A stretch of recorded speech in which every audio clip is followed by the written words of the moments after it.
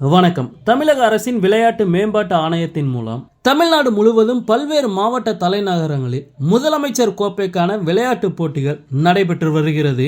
இந்த நிலையில் விழுப்புரத்தில் விளையாட்டு போட்டிகளை தொடங்கி வைத்த அமைச்சர் பொன்முடி வேட்டியை மடித்து கட்டிக்கொண்டு மாணவர்களுடன் கபடி விளையாடிய காட்சிகள் சமூக வலைதளங்களில் வேகமாக பரவி வருகிறது. தமிழ்நாடு அரசின் சார்பில் ஆண்டுதோறும் இளைஞர் நலன் மற்றும் விளையாட்டு மேம்பாட்டுத்துறை ஆகியவை இணைந்து முதலமைச்சர் கோப்பை விளையாட்டு போட்டிகளை நடத்தி வருகிறது. இந்த நிலையில் 2024ஆம் ஆண்டு முதலமைச்சர் கோப்பைக்கான பல்வேறு விளையாட்டு போட்டிகள் அந்தந்த மாவட்ட தலைநகரங்களில் நடைபெற்று வருகிறது. பள்ளி மற்றும் கல்லூரி மாணவ மாணவிகள், மாற்றுத்திறனாளிகள், பொதுமக்கள், அரசு ஊழியர்கள் என பல்வேறு பிரிவுகளில் மொத்தம் 27 விளையாட்டு போட்டிகளில் ஆண்கள் மற்றும் பெண்களுக்கு என தனித்தனியே நடத்தப்படுகிறது. தற்போது பள்ளி மாணவ மாணவிகளுக்கான போட்டிகள் நடைபெற்று வரும் நிலையில் மாவட்ட அளவில் போட்டிகள் நடைபெறுகிறது.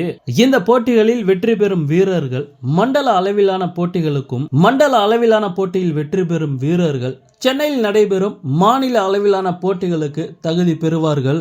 அதைத் தொடர்ந்து அவர்களுக்கு தமிழக அரசின் சார்பில் பரிசுகளும் சான்றிதழ்களும் வழங்கப்பட உள்ளது. சிலம்பம், கால்பந்து, வாலிபால், கபடி, டேபிள் டென்னிஸ் உள்ளிட்ட போட்டிகள் 12 வயது முதல் 19 வயதுக்குட்பட்ட பிரிவுகளில் நடத்தப்படுகிறது.